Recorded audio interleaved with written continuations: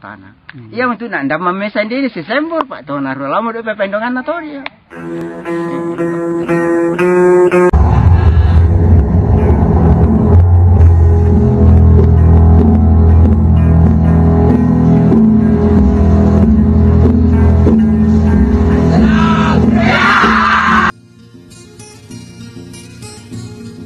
Assalamualaikum warahmatullahi wabarakatuh. Perkenalkan, nama saya Nur Febianti.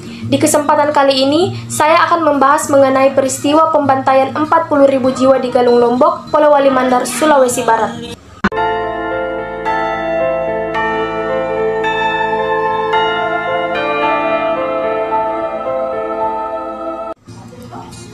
Peristiwa sejarah yang terjadi pada tahun 1947 di Galung Lombok, Polewali Mandar, Sulawesi Barat, yakni pembantaian rakyat Mandar yang dilakukan oleh pasukan Westerling di bawah kepemimpinan Vermeulen yang mengakibatkan jatuhnya korban yang terdiri dari para pejuang dan rakyat.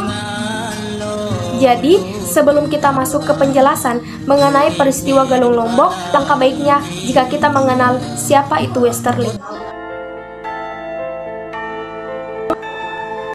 Raymond Pierre Paul Westerling atau dikenal dengan nama Westerling lahir pada tanggal 31 Agustus 1919 di Istanbul, Kesultanan Utsmaniyah. Ia adalah anak kedua dari Paul Westerling dan Sofia Motsow. Westerling dijuluki sebagai si Turki atau The Turk karena lahir di Istanbul. Westerling mendapat pelatihan khusus di Skotlandia. Ia masuk ke dinas militer pada 26 Agustus 1941 di Kanada.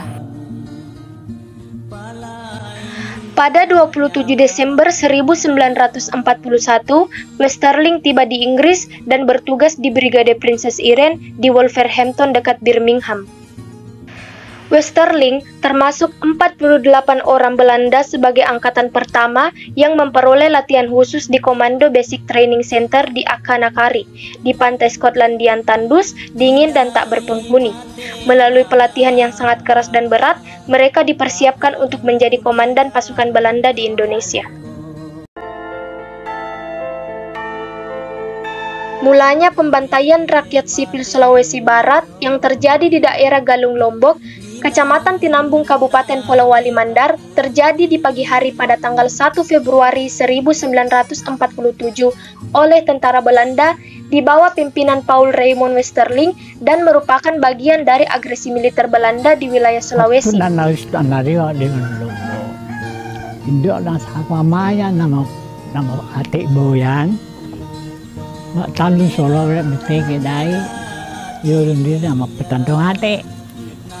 Tanpa boleh tentara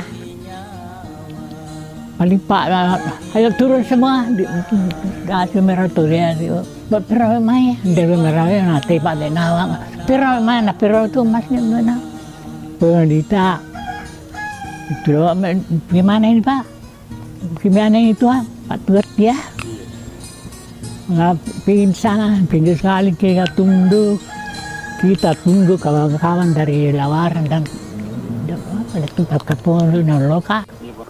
maka pada tanggal 1 Februari itu pada pagi-pagi hari itu masyarakat yang ada di sekitar Galung Lombok itu dikirim secara paksa ke Galung Lombok, bahkan sampai ribuan orang, konon sampai ribuan orang sana untuk menyaksikan jalannya peristiwa. Saat itu, pasukan khusus Westerling menyisir wilayah Majene dan Polman, termasuk masyarakat yang ada di sekitar Galung Lombok untuk dikirim secara paksa ke Galung Lombok.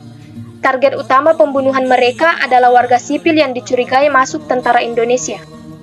Belanda memperoleh informasi tersebut dari mata-mata Belanda yang sebagian orang Indonesia itu sendiri.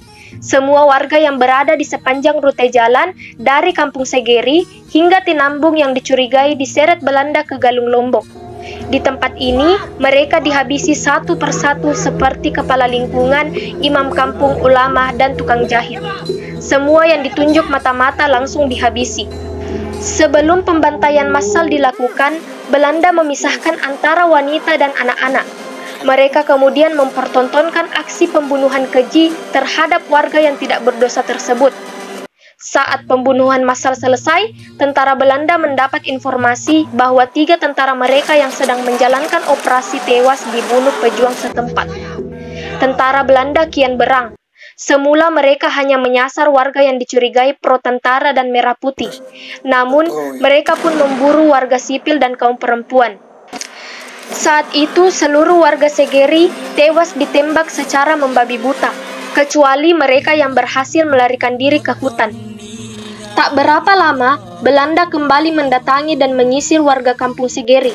Tidak hanya membunuh penduduknya, tapi juga membumi hanguskan kampung tersebut. Seluruh bangunan rumah dan kandang ternak milik warga dibakar habis.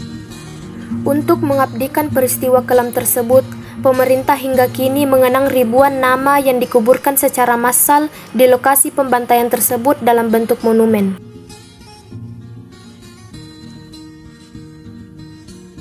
Peristiwa ini telah menimbulkan berbagai dampak bagi masyarakat, khususnya keluarga korban. Korban pembantaian Galung Lombok lebih besar dibandingkan dengan peristiwa di Rawagede yang juga dilakoni oleh tentara Belanda. Korban Galung Lombok lebih banyak. Korban tewas sudah tercatat 490 nama. Belum lagi korban yang terluka akibat praktik kekerasan. Korban luka-luka tidak ada catatan. Kita tidak tahu siapa yang merawat. Belanda habis menembak langsung pergi.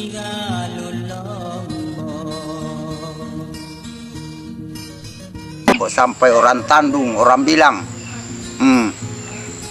Setelah di situ, sudah artinya sudah terkumpul, tidak ada lagi ditunggu. Sudah. Dia minta kepada mata-mata. Dia bilang, mana di sini siapa mata-mata merah putih? Gerombolan. Siapa? Jadi ada yang berani. Dia bilang, saya tahu siapa itu. Telunjuk. Setelah dia bilang ini merah putih ini, terus tembak pistol. Selain Pak Adam, anak korban lainnya adalah Profesor Nur Rusain.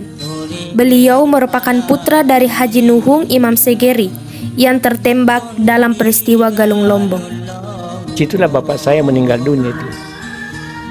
Mungkin juga ada yang selamat, Allahu a'lam. Nanti tiba di kampung kembali ini, bapak imam saya bilang, bapakmu meninggal itu sudah meninggal dunia itu. Kenapa? Ya banyak, bukan hanya bapakmu meninggal, banyak. Itu kan terjadi hari Sabtu tuh, Sabtu itu.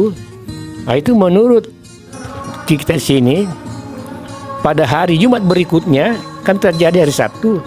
Itu satu baris di depan itu banyak-banyak itu toko-toko masyarakat. Ya, taruhlah kita banyak haji di antaranya itu hilang semua satu baris itu di masjid itu. Ada yang meninggal karena situ, Pak. Mungkin ada yang belum kembali ke kampung sampai tidak kelihatan lagi di masjid Jumat berikut itu, Pak. Demikianlah yang dapat saya sampaikan. Jika ada kekurangan mohon dimaafkan. Wassalamualaikum warahmatullahi wabarakatuh.